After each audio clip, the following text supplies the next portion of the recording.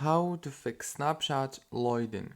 First thing guys, open the settings and then go to the apps manager. When you go to the apps manager, on this page you will find all the apps that you have on your phone. Scroll until you find Snapchat and click on it. And after that, click on this force stop and then go to the data usage and make sure to disable only the background data. Go back and then click on the storage, click on clear data and click on delete.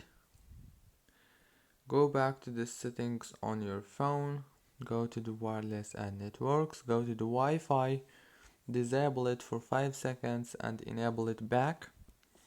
And the last thing you want to do is go to the Play Store or the App Store and update your Snapchat. It's very easy, as you can see. Don't forget to like, subscribe.